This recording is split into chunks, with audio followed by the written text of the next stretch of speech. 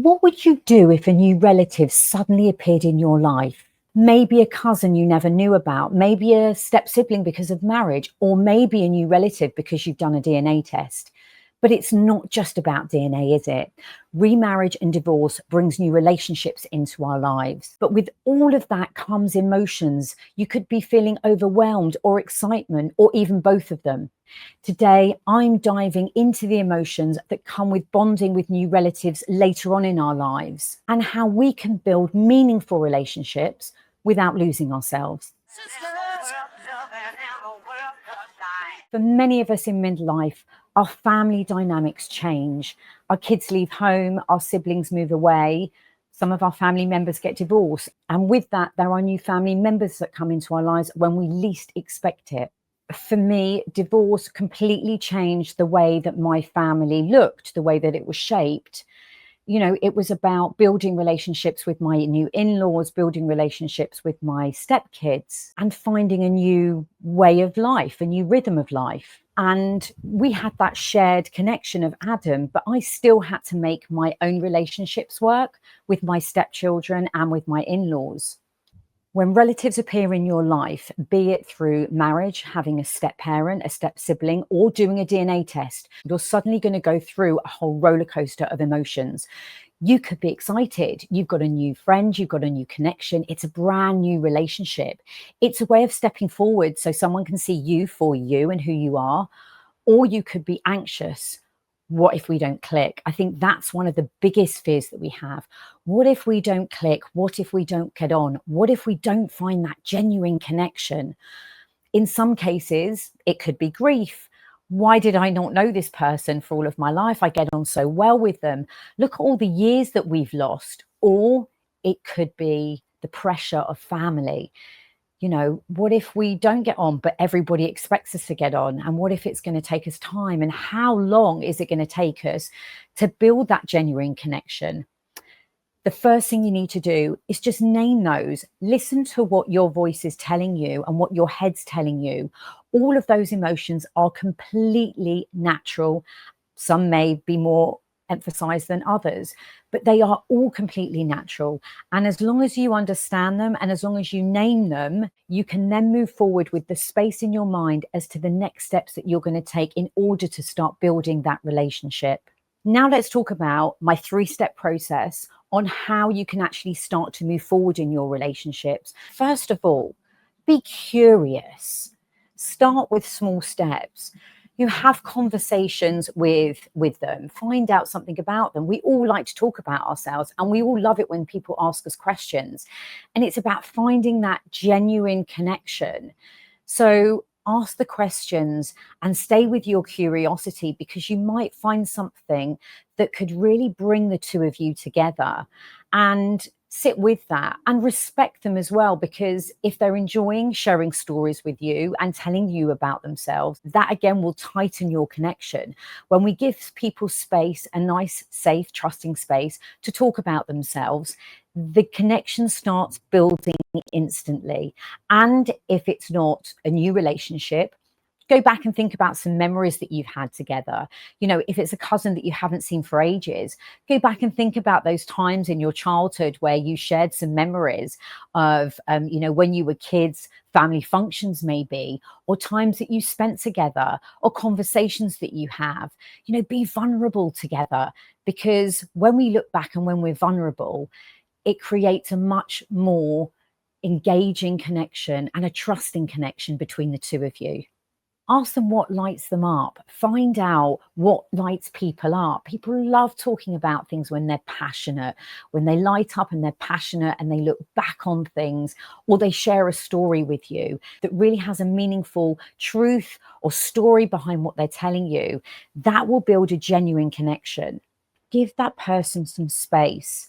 Don't rush that relationship. It took me years to build relationships with my in-laws, with my bonus dad, and with my step siblings as well. It can take time. So don't put that pressure on, because if you try and move too quickly, you could suffocate that person. And the most trusting thing you can do is give that person some space to allow them to reflect on the conversations that you've been having, to reflect on the connection that you two have had. So just step away, give them some space, and allow that relationship to grow really slowly, organically, and naturally. And you are going to feel awkward in the beginning with any new relationship, with any new friendship. There's always an awkwardness. Think about a time where you have stepped into a room, if you've met someone for the first time. You may not instantly connect with them. You may take time to build that connection up, and you're going to feel awkward. So sit in that awkwardness and know that it's normal and natural to have all of those emotions, but they will go over time. So think about, what's one small step that I could take this week to show curiosity about a relative? And then once you've taken that step, then why not reflect on it? How did it go? How did you feel? Did you feel awkward? Remember to give that person space. They may not respond straight away because they may not know how to respond straight away, but just sit with it and stick with it, because it takes time. And remember, it's never, ever too late to reconnect with a relative later on in life. Is there someone in your life that you've been thinking about that you have lost connection with? Why not take that step forward and reach out to them? If these insights are resonating with you, hit the follow button so you never miss another coaching episode of Real Women's Stories. Each week, I give you real life strategies to help you through the emotions and challenges of midlife. Step 2, why boundaries matter. It's important to set boundaries with any relationship that we enter into. Boundaries aren't about rejection. It's about giving yourself the space and the speed that you want to go at in that relationship. And that might mean saying yes to a coffee, but you don't want to go away for a weekend with that person because you don't know them well enough. I wouldn't feel comfortable going away with a person that I've just met, but over time, when I get to know somebody, I would feel comfortable going away with them for a weekend. So remember, you have a choice. You can set your boundaries, and you have a choice whether to say yes to an arrangement or to a request or an invitation, or no, or maybe just say it's not the right time for me. And yes, you might well feel guilty saying no, but it doesn't mean you're pushing somebody away. It just means that you're setting your boundaries because you're not ready yet. Remember, this is your pace, it's your time. You go at your speed that feels right for you, with walking into a relationship, with growing a relationship, with growing a friendship. It's about creating a safe space for you and for that relationship to grow. So think about a relationship that you're currently trying to build. Is there a boundary that you could set that would make you feel calmer entering into that relationship, or moving the relationship back one step further?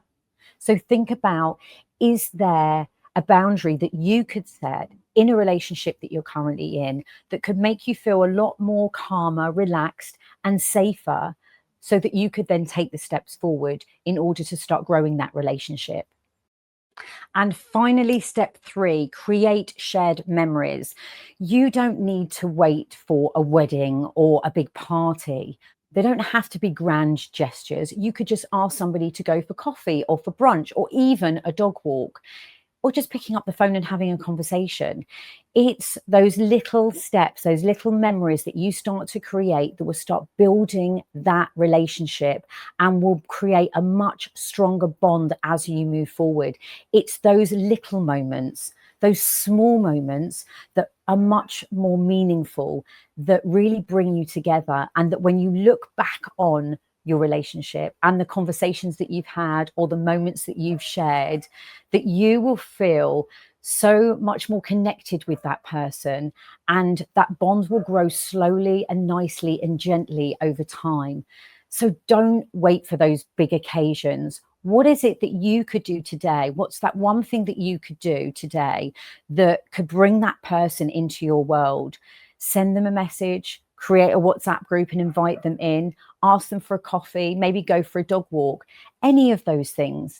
Just something simple and small, just to reach out and be that person to reach out, because when you reach out to them, the awkwardness won't seem as bad. Here's something I'd like to hear from you. If you found a long lost relative from doing a DNA test, would you welcome them into your life, or would you prefer things to stay the way they are?